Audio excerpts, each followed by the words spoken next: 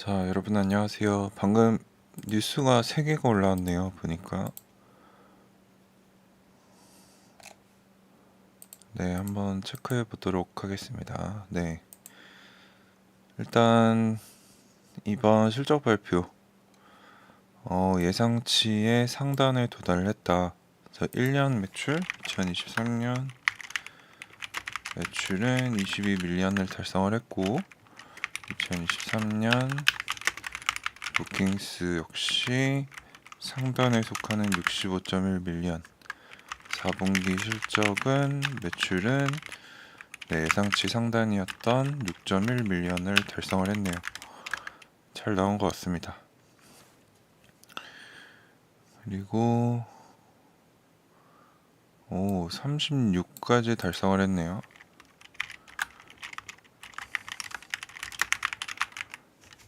35를 1월 말에 달성을 했죠. 근데 36까지 달성을 했고 또 뭐가 있나 볼게요. 6.1밀리언을 달성을 해서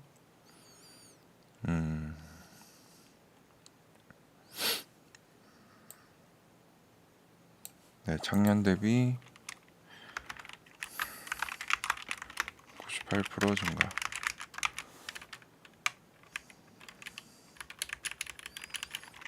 그리고 4분기 부킹스는 6.7밀리언.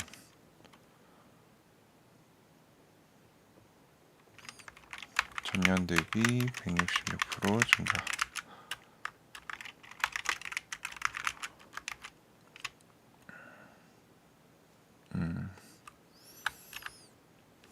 현재 현금성 자산은 459.9밀리언. 순적자 157.8밀리언. 에비타 적자는 77.7밀리언.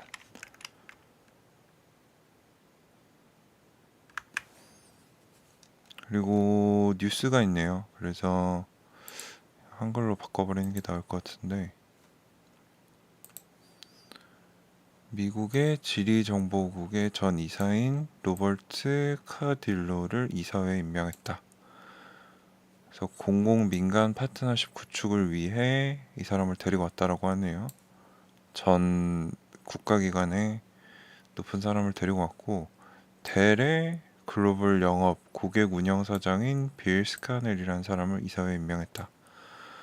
델 쪽이 아이온큐에 관심이 많죠. 그래서 회장인 마이클 사울델도 본인의 개인 펀드로 아이온큐에 투자 중이고, 아이온큐랑 델이 같이 하이브리드 컴퓨팅 하고 있는데, 네, 델 쪽에서 또 한 명을 데리고 왔고, 델 쪽에 델의 자회사 사장이 또 아이온큐의 이사회에 있죠. 그래서 델이랑 뭔가 깊은 관계를 맺고 있는 것 같네요. 나머지 내용은 웬만하면 다 아는 것 같고요. 그래서 아이온큐 포르트 엔터프라이즈인 35EQ 구축을 시작 이미 했고, 시애틀에 2024년 말까지 배송을 시작한다. 그리고 아이온큐가 캐터필러 딜러인 토마스 머시너리와 함께 장비의 오류를 감지하는 양자 머신러닝 모델을 배포하겠다.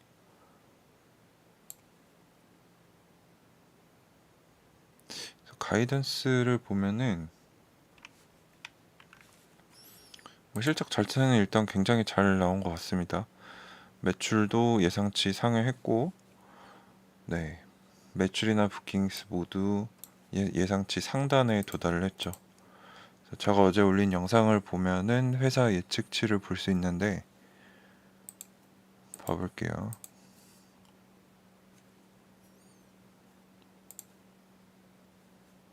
가이던스도 나왔습니다. 여기 보시면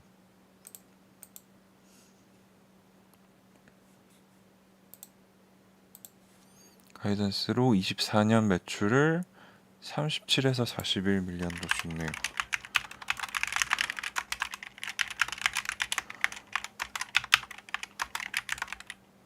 그리고 24년 1분기 매출은 6.5에서 7.5 밀리언.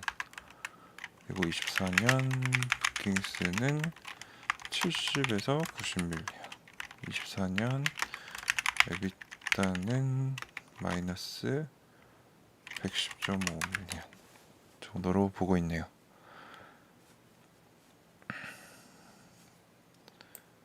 매출이 올해에 비해서 37이면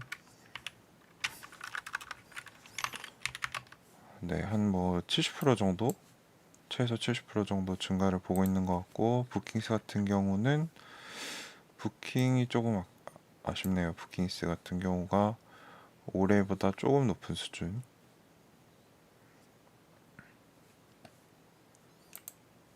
지금 시장 반응을 한번 보면은 소폭 상승하고 있네요. 오늘 한 2.6% 정도 떨어졌는데 장후 애프터마켓에서 3% 정도 상승을 해서 나쁘지 않다, 요 정도 반응으로 보고 있는 것 같습니다.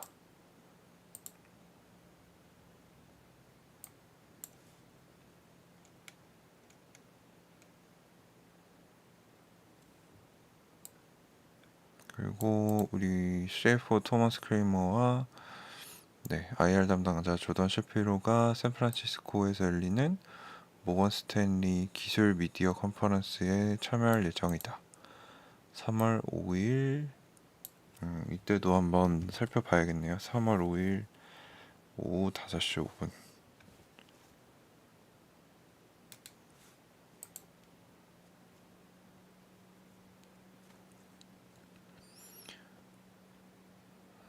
한국 시간으로 3월 6일 오전 7시. 이것도 제가 라이브를 하든 정리를 해서 유튜브에 공유 드리도록 하겠습니다.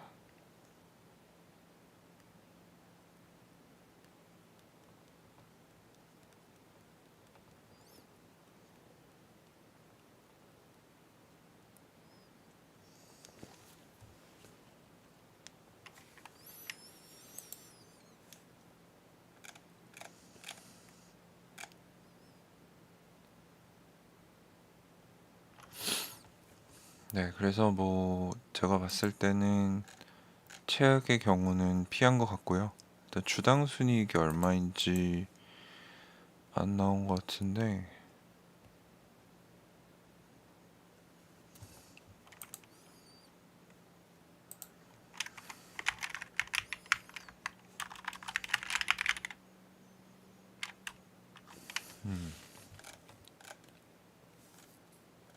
일단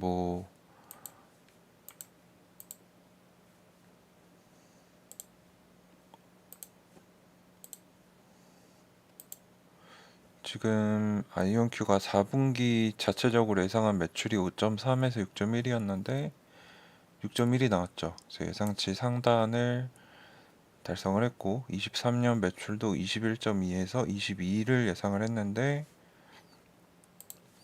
지금 22를 달성을 해서 매출도 맥스 달성을 했고 23년 부킹스 60에서 63인데 65 달성했네요. 예상치를 넘어선 것 같습니다. 그래서 이렇게 세 개는 잘 나온 것 같다. 현금성 자산 같은 경우가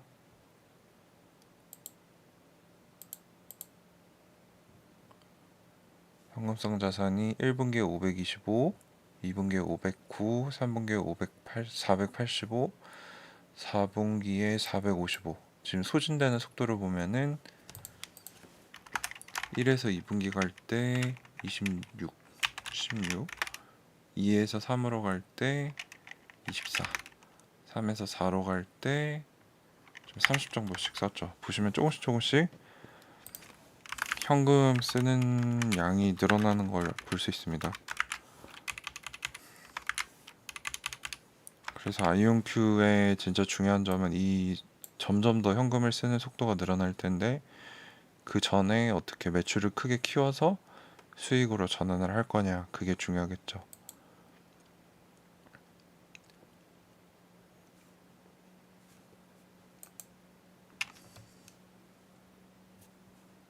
많이 올랐나요?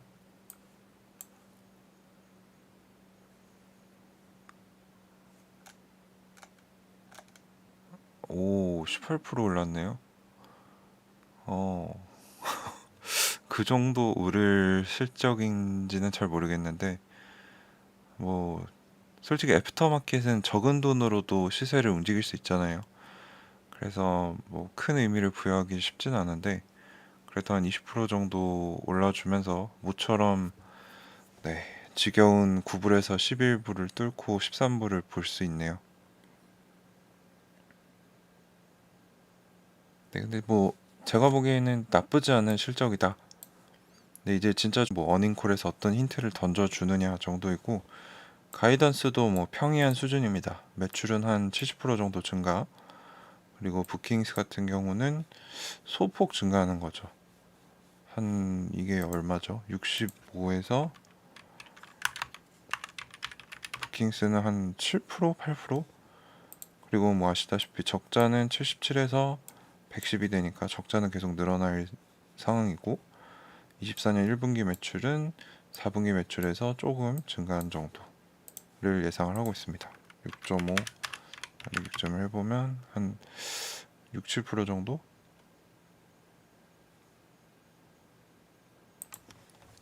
그래서 뭐 엄청 좋은 실적이다라고 보긴 어려운데, 아마 이 아까 말씀드린 델의, 네, 빌 스카넬이라는 사람을 또 아이온큐가 성장을 위해서 이사회에 영입을 했다. 이 사람이 글로벌 세일즈 그리고 고객 관리 뭐 이런 쪽, 그래서 델이랑 계속 뭔가 하려고 하는 것 같고, 그 다음에 이제 뭐 미국의 지리정보국 이런 뭐 정보기관에서 이전 디렉터 이사를 데리고 와서, 이 사람 역시 이거는 그거로 볼 수 있죠.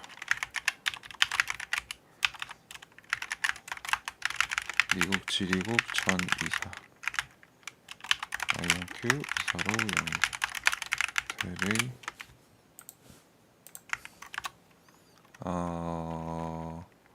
글로벌 영업 고객 운영, 직급이 어느 정도인지는 잘 모르겠네요. 제가 미국 직급을 잘 몰라서. 어쨌든 이런 사람들을 데리고 온다는 거는 본격 글로벌 매출을 내겠다라는 의지를 보여주죠.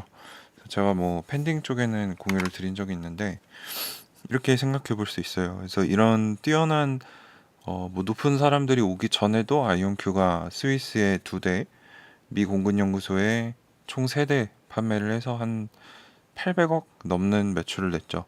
근데 이런 뛰어난 사람들, 뭐 이 사람들뿐만 아니라 지금 마케팅 디렉터도 뭐 마이크로소프트 출신이고, 지금 임원들이 빅테크 임원들 출신으로 이루어졌는데, 이런 사람들이 들어왔는데 더 큰 성과를 못 내면 잘린다는 거죠. 그래서 우리가 합리적으로 생각을 해보면, 이런 뛰어난 사람들이 왔다는 거는 좋은 성과를 내야 한다라고 볼 수 있기 때문에, 이런 면에서 이런 사람들이 자꾸 들어오는 거는 미래 전망을 좋게 볼 수도 있겠구나 정도로 해석을 할 수 있을 것 같습니다.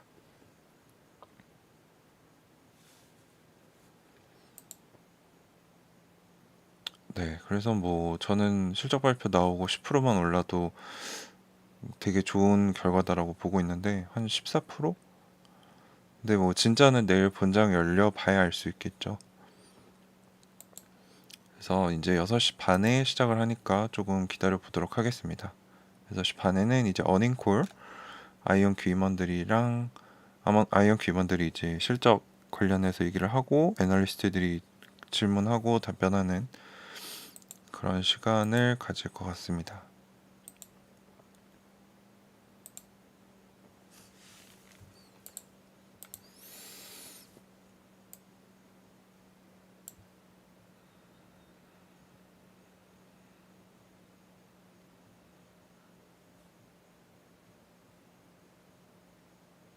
그래서 이 델에 있는 이 사람을 데려온 이유가, 이 사람이 델에서 뭐 수십 년의 영업 경험을 가지고 있기 때문에 아이온큐가 현재 그리고 미래의 고객을 확보하는 데 도움이 될 거다. 그래서 이 스카넬 이 사람은 델의 경영진 출신이고 40년 동안 상업적 그리고 이런 경영 리더십 경험을 가지고 있다. 그래서 2만 4천 명의 영업팀을 관리를 하고 있고 180국 넘는 곳에서의 이런 기술 솔루션을 판매하는 관리하는 역할을 하고 있다는 거죠. 그래서 이런 사람이 아이온큐에 이사로 온다는 거는 뭐 좋게 볼 수 있겠죠. 이미 고전 컴퓨팅 분야에서 검증된 실력을 가진 사람이니까. 그러면 이 정부 인사는 왜 데리고 왔느냐 보면은 이 지리국이라는 데가 어떤 곳인지 저는 잘 모르겠는데 여기에 전 디렉터라고 하고 이 사람이 미국과 이런 우방국들에 대한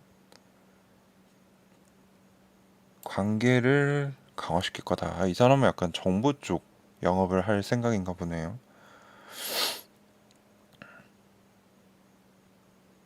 그래서 다른 국가들이 이런 국내 양자 프로그램에 무겁게 투자하고 있는 상황에서 미국이 이제 이 동맹국들과 함께 가까이서 협조하면서 이런 양자에 대한 노력을 기울이는 것이 중요하다.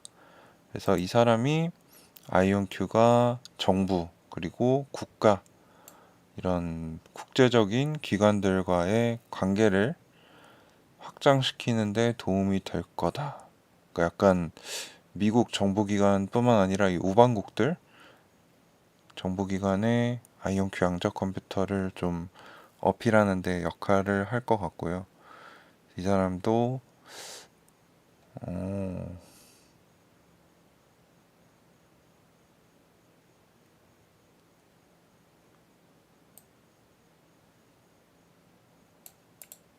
이 사람도 좀 특이한 이력을 가지고 있네요. 그래서 보면은 40년 동안 미국 연방 정부를 위한 위성 이미지 지리 공간 솔루션을 개발하는 플래넷 랩스 이쪽도 이 아이온큐가 상장할 때 도와준 스펙 회사인 DMI 쪽에서 상장시킨 회사죠. 그래서 관련이 좀 있네요. 그래서 이쪽 플래닛 랩스 자회사의 회장 겸 최고 전략가로 재직하고 있다.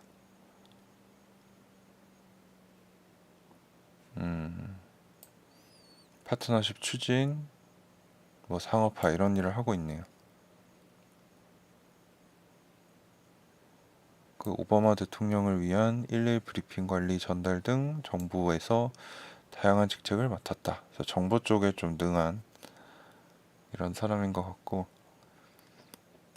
그래서 아까도 말씀드렸지만 아이온큐가 연방 국제기관과의 관계를 확장하는 데 필수적인 역할을 하고 미국 정부뿐만 아니라 동맹국의 요구를 충족시키는 이 양자 시스템 개발을 주도하는 데 도움을 줄 거다. 그래서 이렇게 두 분이 새로 이사로 임명이 됐다.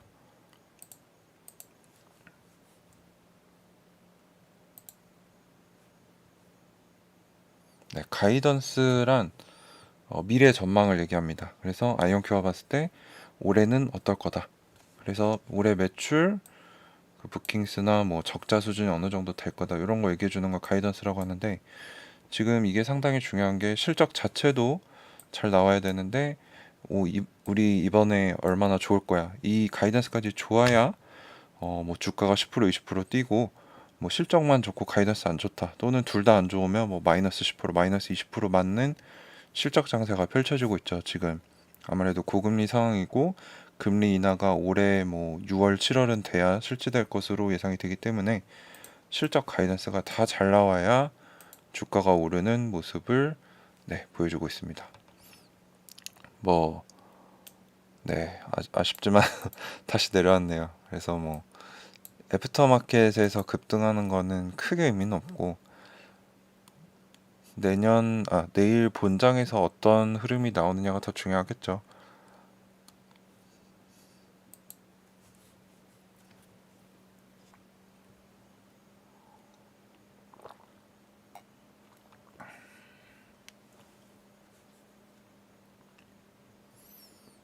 그래서 저희 좀 한 3, 4분 있다가 어닝콜 시작하니까 기다려 보도록 하겠습니다.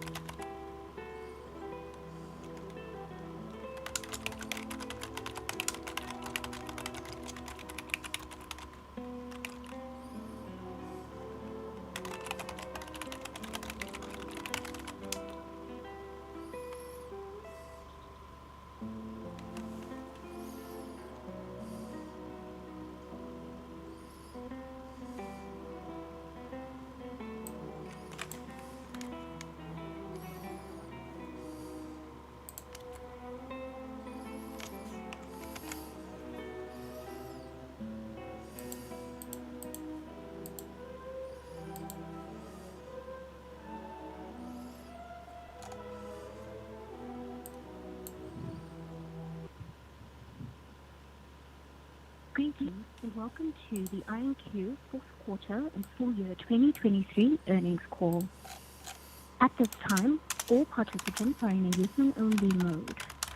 A question and answer session will follow the formal presentation. If anyone should require operator assistance during the conference, please press star and then 0 on your telephone keypad. As a reminder, this conference is being recorded. I'd now like to turn the conference over to your host, Jordan Shapiro. Thank you, and you may proceed. Good afternoon, everyone, and welcome to IonQ's fourth quarter and full year 2023 earnings call. My name is Jordan Shapiro, and I'm the Vice President of Financial Planning and Analysis and Head of Investor Relations here at IonQ. I am pleased to be joined on today's call here in Seattle by Peter Chapman, IonQ's President and Chief Executive Officer, Thomas Kramer, our Chief Financial Officer, Dean Kassman, our Vice President of Engineering, as well as Pat Tang, our Vice President of Research and Development. By now, everyone should have access to the company's fourth quarter and full year 2023 earnings press release issued this afternoon, which is available on the Investor Relations section of our website at investors.ionq.com.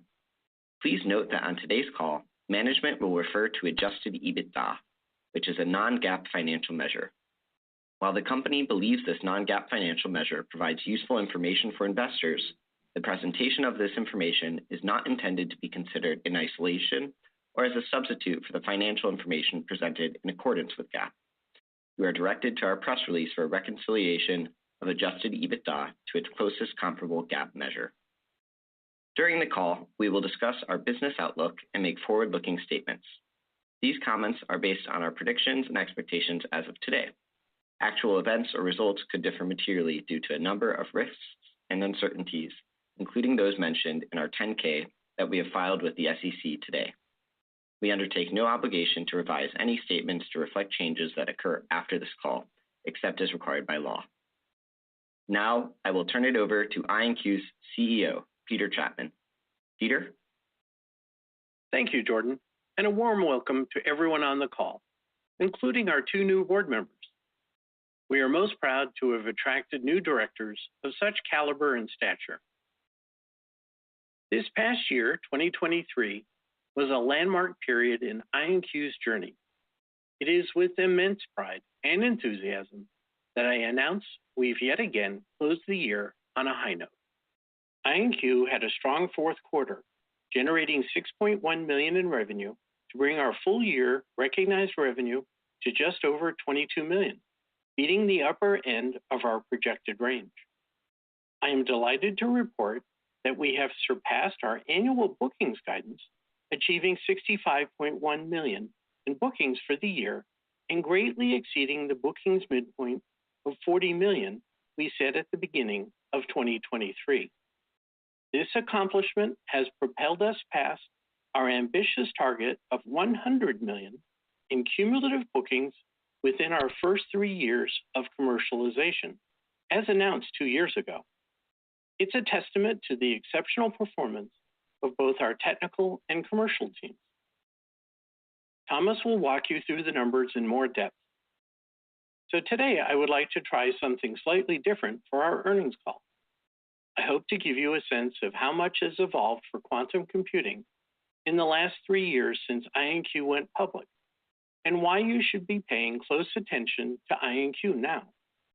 Specifically, I will explain IonQ's potential in supporting the AI industry, provide insights on when we expect quantum computing to deliver commercial advantage, and share how this contributes to our market opportunity in 2024 and beyond. Back in 1981, in his seminal lecture, Simulating Physics with Computers, Richard Feynman said these memorable words: "Nature isn't classical, damn it, and if you want to make a simulation of nature, you better make it quantum mechanical. And by golly, it's a wonderful problem, because it doesn't look so easy."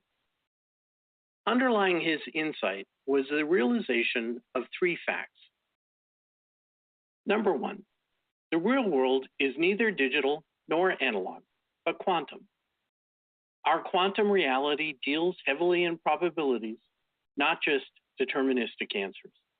The natural world is governed by quantum mechanics, which ultimately describe the behavior of everything via a strange world of small particles where entanglement and superposition rule. Quantum mechanics, quantum probability, and quantum statistics give us new and exciting tools to solve high-value problems. Feynman's second insight was that it was difficult for digital computers to simulate anything quantum. We can see that today in action. A GPU with 80 gigabytes of memory can simulate 32 qubits. However, every time you add a qubit to that simulation, you double the GPU memory required. As a result, to fully simulate 64 qubits, you would likely need 3.6 billion GPUs. We recently announced that using IonQ Forte, we hit our 2024 technical milestone of 35 algorithmic qubits, or AQ, a full year early, placing us beyond what can be simulated on an 80 gigabyte GPU. And with our upcoming Tempo system that we expect will deliver AQ64, we anticipate that the market for classical machines running quantum simulations will no longer be able to keep up. Feynman's third insight is that there are a set of problems that consume compute resources at an exponential rate, and which classical computing will likely never be able to solve, even with Moore's law and the advent of both GPUs and CPUs. I will note that large language models underpinning generative AI are on this path. These models are starting to change the world, becoming the new foundation for our interaction with AI. And while so many of us have spent time using ChatGPT, we might not all be aware of the enormous resources required to bring this technology to light and to operate it classically. IonQ customers have recently reported that to train the latest LLMs takes 30,000 servers, each with 8 GPUs. It takes upwards of 3 months and $1 billion to train a single model. My intuition is that the main reasons for this is that human intelligence, the way our brains think and process the world around us, could be a quantum process and not a classical one. If that is the case, it would take enormous compute resources to try to replicate this quantum process with classical computers. These dramatic compute requirements explain why Sam Altman is now talking about the urgent need to increase the electrical output of the world so he can power more classical data centers. This line of thinking would suggest that the only way to build the next generation of AI is to fill our planet with data centers. What you're seeing is that our need for computational power is exceeding what is now reasonable. Feynman made this realization back in 1981. This is why IonQ fully intends to pursue the artificial intelligence market. We expect to do this in several forms as our technology matures. In the near term, you'll hear examples of how we continue to invest in applications of quantum machine learning, such as predictive maintenance and computer vision. Next, we are actively exploring ways to use quantum to supercharge LLMs, which is a fertile area. Lastly, we are looking at new ways to build strong AI, or what we think of as truly intelligent machines without LLMs. If we increasingly build our society around AI, quantum computing may be the only way, or one of the only ways, to power all that compute. Bloomberg projects the generative AI market to reach a market size of 1.3 trillion within the next 10 years. Replacing even a fraction of the resulting compute load would represent significant revenue for the quantum industry and a meaningful reduction in energy consumption for our planet. We need to augment today's computers with a different technology train that will drive the next wave of innovation. And quantum computing is starting to demonstrate all the necessary pieces. In short, This is why some think IonQ has the potential to be one of the world's most important technology companies. It's also why today's leading players, Google, Amazon, and Microsoft, among others, are all collaborating with IonQ on quantum computing. In a short 3 years, the question on most investors' minds has changed. It is no longer if quantum computing will change the world, but exactly when it will. The answer lies where 3 trend lines intersect. The first trend represents progress in quantum computing hardware itself and the growth of computational power. The second trend represents progress in software development that reduces the computational power needed to run quantum applications. And the third trend is the reduction of cost and time to produce a quantum computer. This intersection is when we believe we will unlock the first commercial applications for quantum computing. Taking the hardware progress first. When we announced last month that we had surged from AQ29 to an impressive AQ35, a full year ahead of expectations, we catapulted our computers from being able to consider about 500 million simultaneous possibilities to over 34 billion. Today, I'm able to share that we've actually gone beyond that and have achieved AQ36 on IonQ Forte. In a matter of weeks, we improved from AQ35 to AQ36, effectively doubling the computational space of our systems to simultaneously considering over 68 billion alternatives. This illustrates the exponential progress we're seeing in hardware performance. At AQ64, we expect Tempo will have a computational space more than 500 million times that of Forte Enterprise, and will do so with an even smaller footprint. Tempo will be built here in Seattle. In the future, our design goal is to fit our quantum computers into a single standard data center rack. Within that rack, we intend to network several quantum processors, or QPUs, together to allow access to thousands of physical qubits with error correction. Our goal is to increase the gate speeds by several orders of magnitude, allowing much larger quantum algorithms to run efficiently. Forte Enterprise and prior systems use a series of bulky mirrors and lenses to direct laser beam. Future IonQ systems will route light using photonic integrated circuits, or PICs. This technology has several significant advantages, including that we expect the size and cost of our systems to shrink and for fidelity to improve as well. I am thrilled to announce today that we have our first PICs working in a lab setting, which demonstrates that the engineering process is now possible at IonQ. Last week, we shared that we've officially demonstrated the first critical milestone for photonic interconnects at IonQ. We can now reliably entangle a qubit with photons to enable communication. Later this year, we expect to show that we can connect multiple qubits together across QPUs, and that those connected qubits can be used for distributed quantum computation. We envision connecting the QPUs in our next-gen systems with photonic interconnects. So our first trend line and our technical roadmap show that quantum hardware will be ready for commercial applications in 2 to 3 years. If quantum hardware progress is accelerating at an impressive pace, quantum algorithmic development is moving even faster. To spot these early signs of commercial advantage, you need to keep a close eye on developments not just here at IonQ, but the broader quantum industry as well. Let me provide you with a few examples. Thompson Machinery, a Caterpillar dealer serving parts of Tennessee and Mississippi, is working with IonQ on developing quantum AI models for predictive maintenance. Together, we tasked an IonQ quantum machine learning model with detecting potential failures in the company's fleet of bulldozers and compared it directly to a classical model.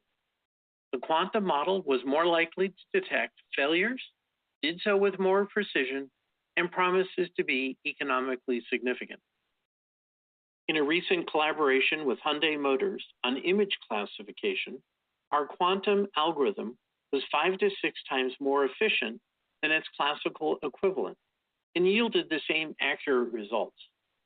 BCG recently estimated the market for quantum automotive solutions at upwards of $10 billion. Meanwhile, in a recent project that we will share more about with a forthcoming paper, a quantum machine learning algorithm for chemical manufacturing would be up to 75% more efficient than its classical equivalent and demonstrated potential cost savings for users. According to BCG, quantum chemistry applications could have a market size of up to $50 billion. Quantum algorithms are beginning to show advantages over their classical counterparts. That speaks to an important trend that industry insiders are noticing. Each day that we continue to work on quantum, we make progress on making the algorithms more efficient. Just last month, a quantum algorithms company published research showing they could reduce a complex material simulation requiring 1.5 trillion gates down to requiring only 410,000. That's a factor of 4 million times improvement, putting the algorithm in near-term range of quantum computers. Over the last several years, algorithmic work to find ways to do more with a smaller number of qubits is progressing at a much faster pace than the hardware itself. And this is happening across a wide variety of application areas. What yesterday seemed years away suddenly is within reach due to the hard work of quantum developers. This means that even with more sophisticated IonQ hardware in the pipeline for 2 to 3 years from now, it is possible that software innovation will support commercial quantum applications even sooner.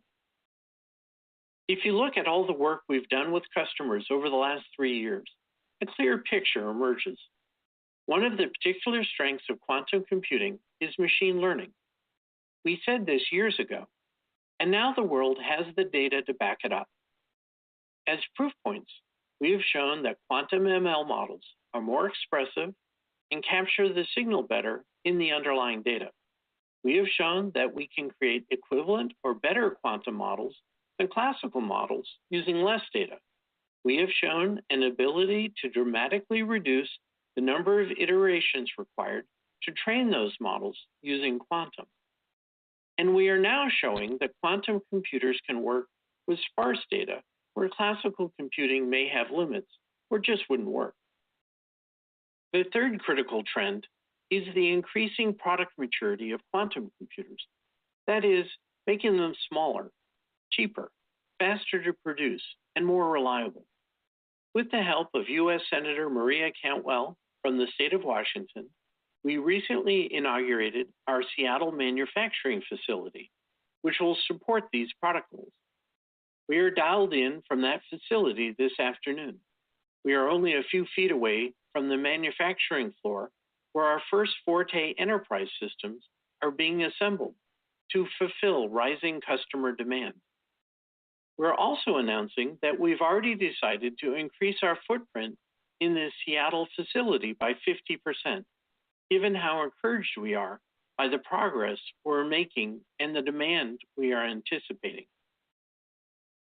Speaking of that demand, last year, we announced our intention to capture 2 quantum markets, computing and networking. Compute hardware customers today, such as Quantum Basel, are looking to jumpstart their local quantum economies with on-prem access to the latest cutting-edge systems. Networking customers, like the U.S. Air Force Research Lab, are interested in communication between quantum systems. Regarding quantum communication, we worry that a rapid advancement in quantum decryption, similar to the other algorithms we discussed tonight, would put the world at significant risk. The internet is already under attack. You can no longer tell if a photo, video clip, or audio clip is real. Imagine a world where truth itself is under attack and nothing can be trusted. One of the reasons we're getting into networking is because we believe the world will soon need a quantum-safe network. Just last week, Apple, the world's largest consumer company, announced that it was taking preemptive steps to defend itself against impending quantum security attacks. BCG has approximated the size of the quantum security market at upwards of $80 billion. We believe that between networking and computing, these solutions will need potentially millions of pieces of hardware. That's a sizable opportunity for quantum manufacturers. On the corporate front, it is my pleasure to announce 2 new members of the IonQ Board of Directors who will help us accelerate our commercialization and capture these markets. Robert Cardillo is the former Deputy Director of the U.S. Defense Intelligence Agency and previously served as a National Intelligence Advisor to President Obama, driving the President's daily U.S. intelligence briefing. With 40 years of intelligence experience, Robert will play an integral role in expanding IonQ's relationship with federal agencies, helping us to meet the unique needs of government customers. Bill Scannell is the President of Global Sales and Customer Operations at Dell, where he oversees an organization of nearly 24,000 sales team members delivering technology solutions to over 180 countries worldwide. Bill brings to IonQ decades of sales experience and will provide critical insights on our sales strategy, helping to strengthen our leadership in the quantum economy.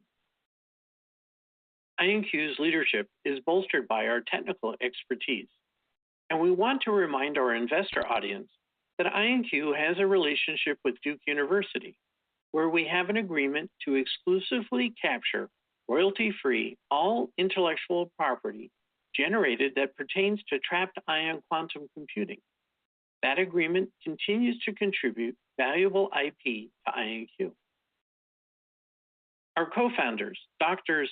Chris Monroe and Jungsang Kim, are both professors at Duke, where they are the cornerstones of the Duke Quantum Center. At the end of this quarter, Jungsang will transition out of his post as our CTO at IonQ to turn more of his attention back to his academic duties at Duke. He will continue to advise IonQ on trapped ion quantum computing as a scientific advisor and serve as a resource for IonQ's most senior technical executives, including Dr. Dean Kassman, our VP of Engineering, Dr. Pat Tang, our VP of Research and Development, and Dr. Dave Mayhew, our VP of Production Engineering. In summary, we had a fantastic quarter and full year 2023. Heading into 2024, IonQ is focused on supporting the AI industry, is seeing hardware, software, and production improvements that bring us closer to near-term commercial advantage, and is ramping up to capture a sizable and growing pipeline across quantum compute, networking, and AI. With that, I would like to turn the call over to Thomas. Thank you, Peter, and thank you to everyone joining us today. With no further ado, let's walk through this quarter's financial results in more detail.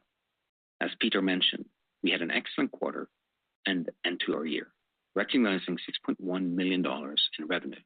For the full year, we ended with $22 million in revenue, above the high end of our updated guidance range and up 98% year over year.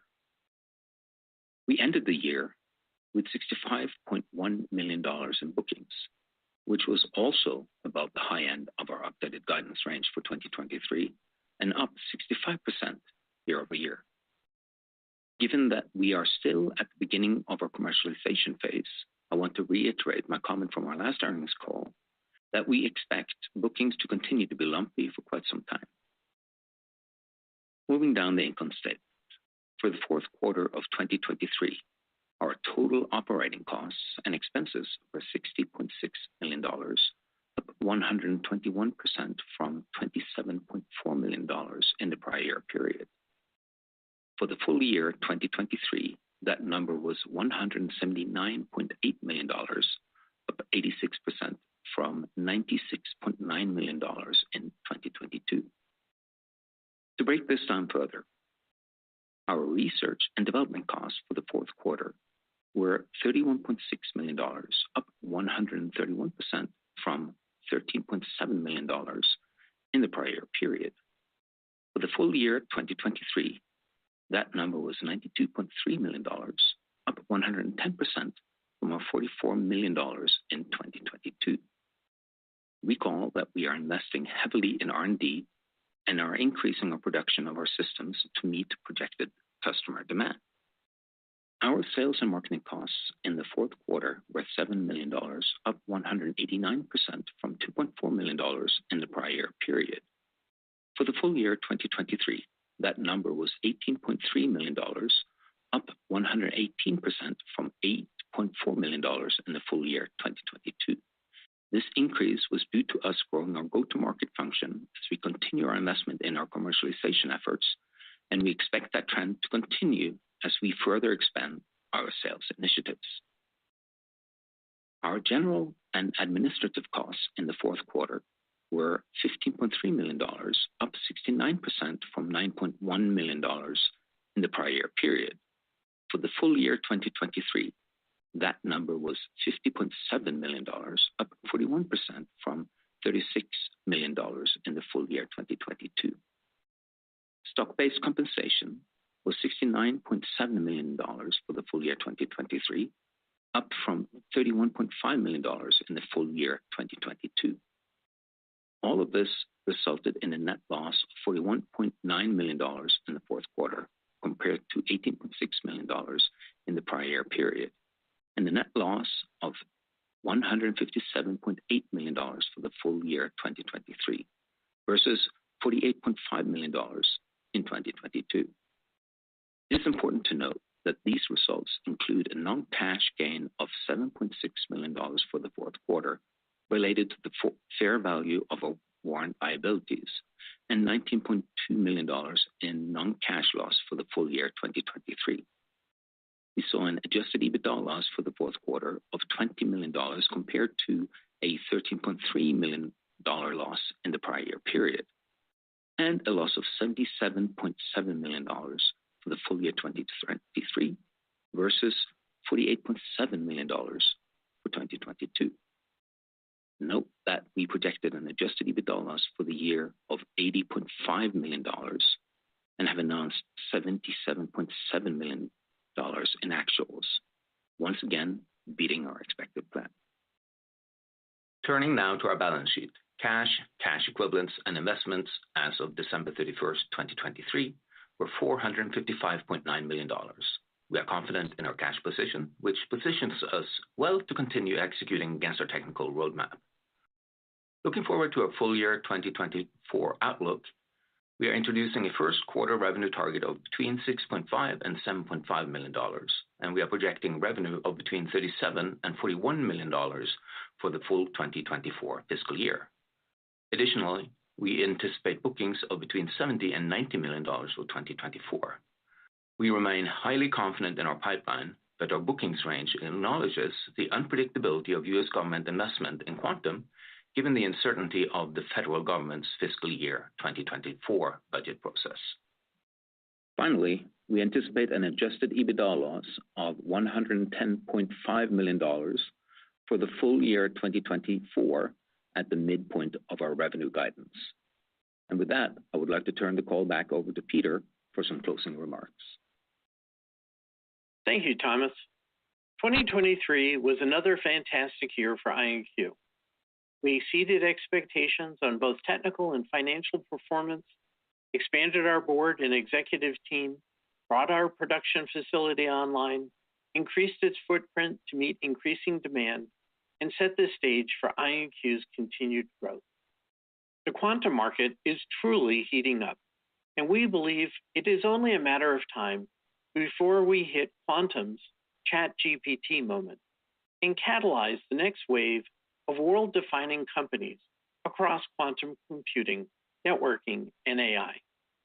In other words, if you think about who IonQ wants to be in the coming years, it's NVIDIA, Cisco, and OpenAI all in one.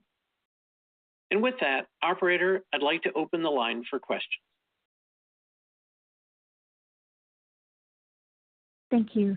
At this time, we will be conducting a question and answer session. If you would like to ask a question, please press star and then 1 on your telephone keypad. A confirmation tone will indicate your line if you would like to remove your question from the queue. For participants using speaker equipment, it may be necessary for you to pick up your handset before pressing the star keys. One moment, please, while we poll for questions.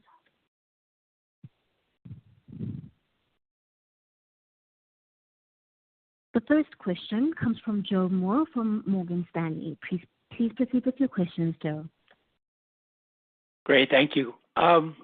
Thanks, guys, for the report. I wonder if you could you talked about AQ64 next year, kind of breaking beyond what can be done with classical simulation. Like, at what point will the broader world become aware of that? Because I feel like we ask questions about quantum and we still get time frame being several years away. And I understand you think your technology gets us there quicker, but at what point can you demonstrate that capability where you might expect there to be quite a bit more kind of a pickup in investment in the quantum area? Joe, great question. And I think it is the number one question for investors. It's interesting just looking at simulating our quantum systems alone. We happen to be at a place where, going between 35, now 36, and going to 64, the number of GPUs that it would be needed to simulate what it is we're doing. And so, it's kind of already that kind of proof point that says it's increasingly becoming difficult to do what it is that we're doing in a classical way. So now there's not a huge market for classical simulation of what we're doing. So it's a technical proof point, but not a business one. But I do think that we will see within this time period when we get to 64 a number of different applications. We have a bunch of things that we're working on right now in terms of early work to build applications that will take advantage of our own hardware, and increasingly talking with other quantum developers, getting them ready for having that kind of computational power. So it's timing, as I kind of mentioned in today's script. You need these three things to come together. And, we think it's roughly in that kind of 2 to 3 year period for all three pieces to come together where it really, really starts to take off. It has, as I kind of said, the chat GPT moment is when it really starts. Now, I think you'll see telltale signs along the way.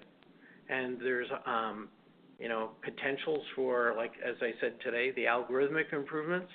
Somebody had a breakthrough. There's potentials along the way to do more with less. And that seems to be the history of the industry as well. And, it seems just like, every other day there's somebody that comes out and announces they've managed to optimize the hell out of one particular algorithm and now need a lot less resources. So, we could have a surprise too. It's kind of, when we're predicting the future, it's kind of difficult to do.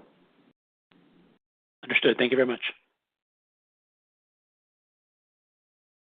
Thank you.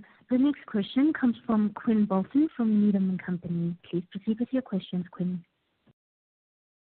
Hi, thank you, and congratulations on a strong finish to 23 and nice outlook for 24. I guess first, maybe for Thomas, just talk about the bookings in 20 in the fourth quarter. How diversified were those bookings? Were there any hardware components or systems in that fourth quarter number? And then maybe a similar question looking to the 70 to 90 million bookings guidance. Can you give us a sense what's the split between hardware or system sales versus more QCAS or development or professional service type contracts? Thank you.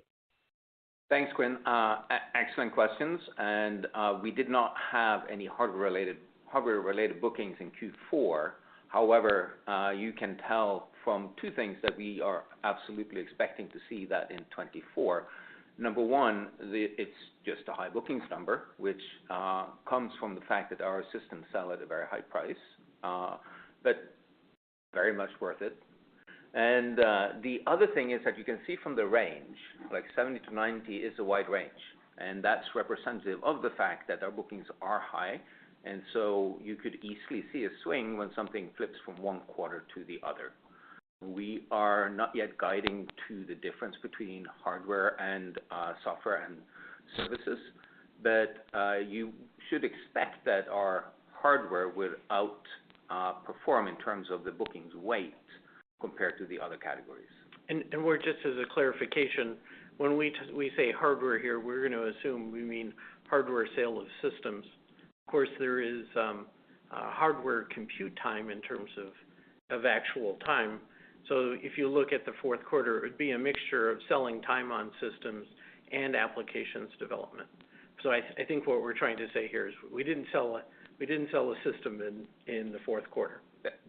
That's correct. Ultimately, we do sell compute, and when we sell a system all at once, it just is an aggregation of lots more compute at one time. Exactly. Got it. Okay, and then Thomas, I'm not sure if I'll get you to answer this question, but I'll ask it. You're guiding to an EBITDA loss of 110 million, 110.5 million. As you look forward, obviously, I would expect, probably as you look to 25 and beyond, revenue continues to grow. My question is, do you think EBITDA loss peaks in 2024 and starts to come down in future years, or is it too early to call what year EBITDA loss might peak? We look forward to coming back to you with projections for 25 on the Q4 call. But what we can tell you is that we are very happy with the investments that were made. We're sitting now in the new executive briefing room in Seattle, and we are getting ready to make more sales both domestically and internationally, and we're very pleased with how the funnel is looking. Understood. Had to try. Thank you. No worries. Thank you. The next question comes from David Williams from Benchmark Company. You may proceed with your questions, David. Hey, thanks for taking the questions. And Peter, thanks for all the great color in your script there.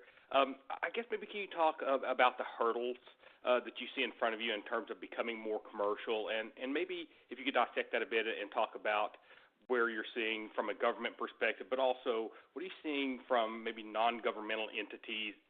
Is that really beginning to pick up, and are you gaining interest there, specifically kind of related to the progress you've made on your quantum algorithmic qubits? So in terms of kind of top of funnels, one of our reasons we're pretty happy at the moment is I'd say is international seems to be particularly strong. Maybe even stronger than domestically in terms of government, and so that's one area which is of strength. As we kind of mentioned in this, we're hedging a little bit because we don't know quite as to whether or not Congress will pass a budget bill this year. So we have to see how that goes.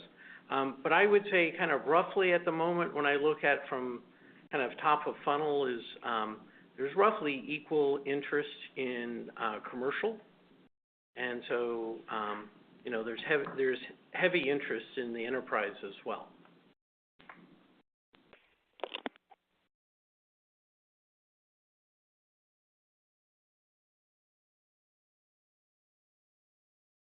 David, does that conclude all of your questions, or do you have any further questions?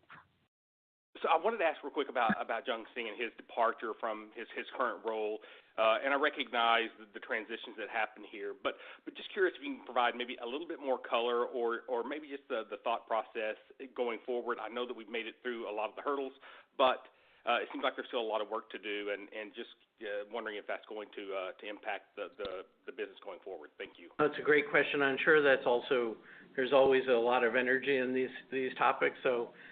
Maybe I'll give you a little bit longer answer, which is, when I started here 5 years ago, there was Chris, Jung Sing, and myself. That was it. We were running on QuickBooks at the time. We had a bookkeeper, and it was, in terms of management, it was a pretty light at the top.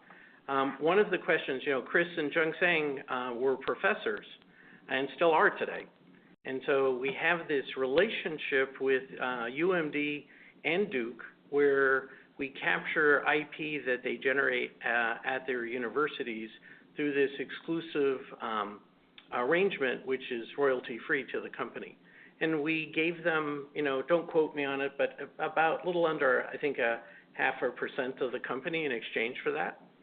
And so at the very beginning, the question was, how do we, start the company and also keep this relationship, this business, arrangement we have with universities going.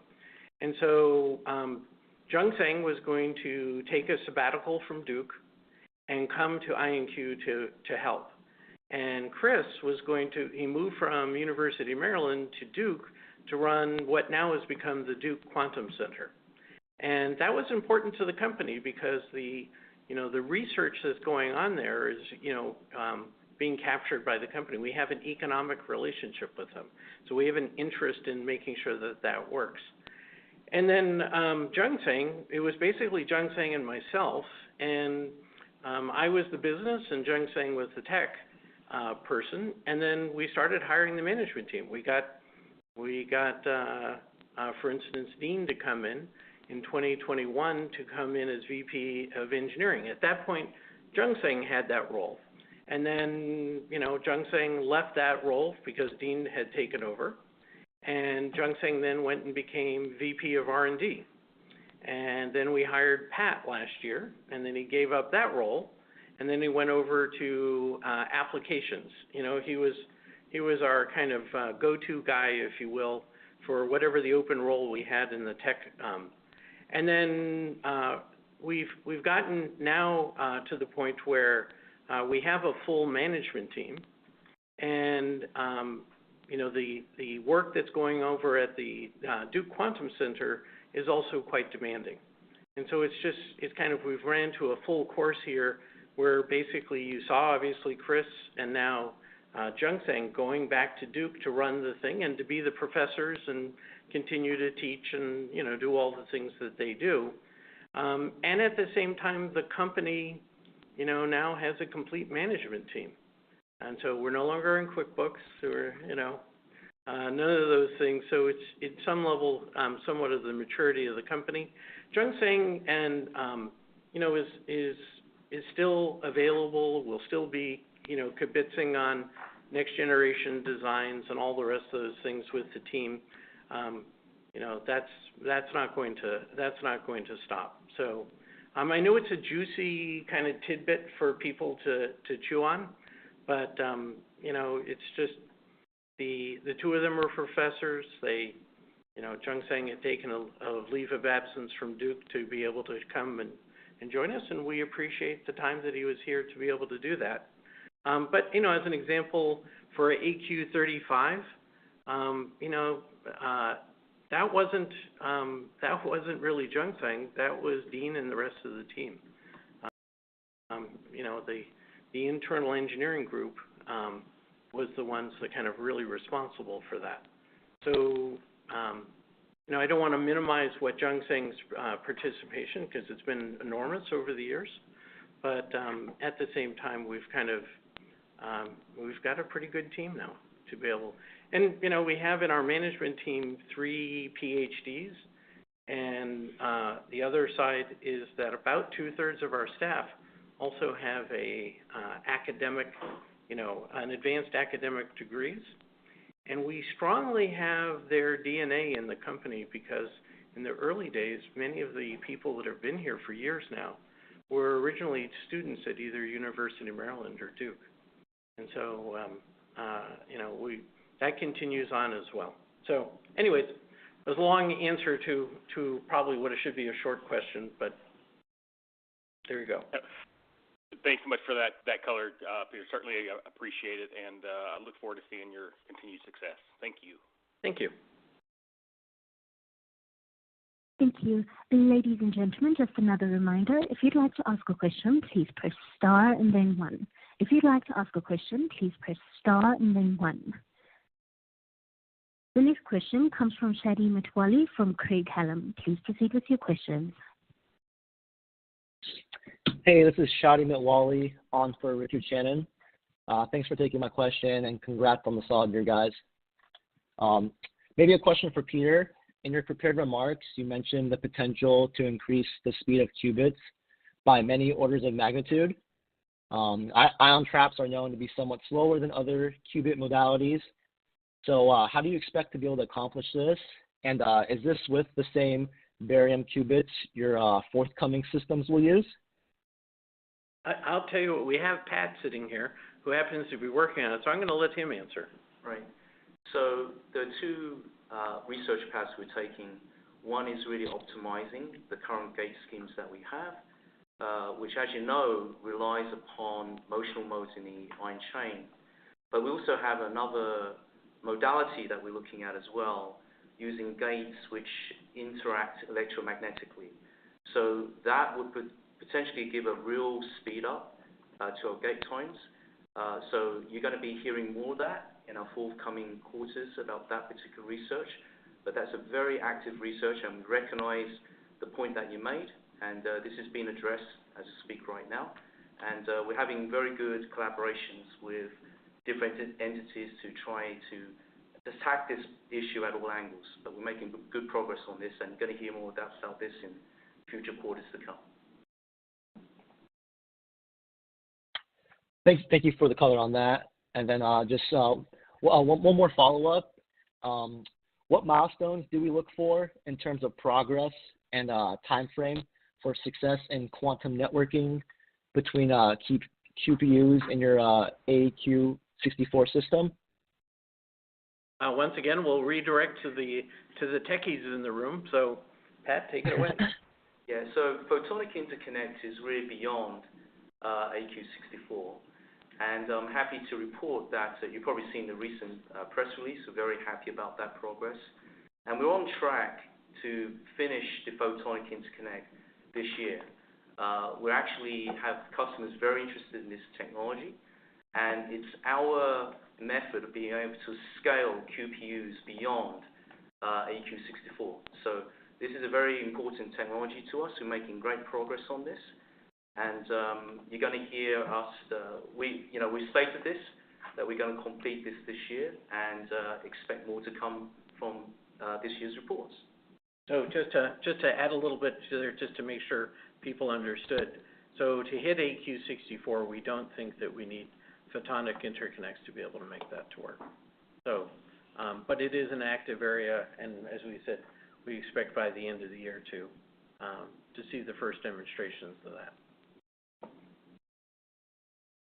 Thank you for all that, and that's all for me. Thank you. The next question comes from David Williams from Benchmark Company. Please proceed with your questions, David. Hey, thanks for the follow-up. Just want to ask real quickly, are those the photonic interconnects, will those be kind of system agnostic in terms of, does it matter which hardware you're working on as long as it's quantum, or is it specific to the trapped ions or your IonQ systems? So in principle, the architecture itself can be agnostic. But we are using a barium system, as you know. So the hardware that we've developed is specifically for the barium, and it requires a special set of lasers, special optics, which are geared towards that particular wavelength. But to your point, in principle, the architecture can apply to different modalities. Great, perfect. Thanks so much. Thank you. The next question comes from Kevin Garrigan from West Parks Capital. Please proceed with your questions, Kevin. Yeah, hey all. Congrats on the progress, and I apologize if any of these questions have been answered. I joined a little late. So I was wondering if you can kind of give us a sense of, the new customers that you start talking to, do they know what problems that they're trying to solve, or is there still a major teaching component where you have to kind of go through the process of helping them understand, what they're trying to do and kind of how quantum computing can help? That's a difficult conversation, or complex, I guess. Yeah, there's probably a full spectrum of those. We try not to do a lot of kind of education work and POC stuff.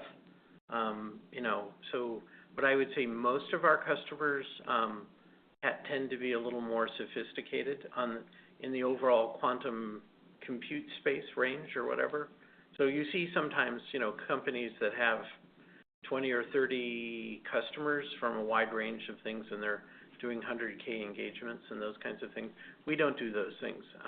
So it's, I think, what is it, Thomas, you said we don't do the small deals. So, right. So it's, no, but, having said that, sometimes we do get, there's, a customer that, is early in their space.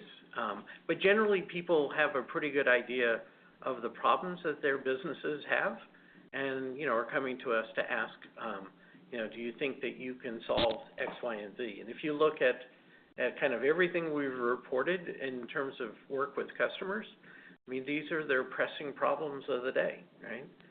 How do we, build flying cars if the batteries themselves can't hold a charge long enough? I mean, that's a critical question to be able to enable that business. And so, so these are the kinds of critical things for these things. They're not, people aren't generally off doing kind of raw R&D. So hopefully that answers your question. It does, yeah. No, that's very helpful. And then just as a follow-up, I was just wondering if you can kind of talk a little bit about the competitive landscape. It seems like every week, every month, a new quantum computing company kind of pops up. So are you seeing any kind of increased competition in the market? You're 100% right.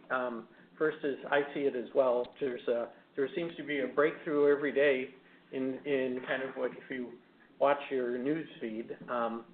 And so if you look at the cycle to go from a breakthrough in a university setting all the way to a finished product, probably for almost every one of these qubit technologies, you're looking at a $1 billion investment in multiple years. And so, IonQ, I think, is not only the best funded, but the fact that we're building manufacturing plants is just kind of way ahead of everyone else in this marketplace. And I have said it in the past, and I have no problem saying it, which is there might be in the future other qubit modalities which are better than IonQ. So if you ask me 10 or 15 years, which qubit technology might be the winner, it might not be ion traps. But in terms of the next 5 years or so, we believe it will be us, and we will have the advantage of a revenue stream and the ability to decide that sometime in the future we want to look at other qubit modalities and other ways of doing things, and will give us an adventure in advance into the future. So I don't really, it doesn't bother me that, somebody is off doing work which is going to show up 15 or 20 years from now. That's a different time period. So the short answer, no, we're not worried about the competition at the current time. Yep, got it. Okay, perfect. Thank you. Thank you. Ladies and gentlemen, we have reached the end of the question and answer session. I'd now like to hand over the call to Peter Chapman for closing remarks. Thank you, sir. Well, I want to thank everyone for joining our call today, and of course thank our team for all their hard work and our shareholders for their support. We look forward to speaking with you soon and updating the entire financial community on our next earnings call. Thank you, everyone. Thank you very much. This concludes today's conference. You may disconnect your lines at this time, and thank you very much for your participation.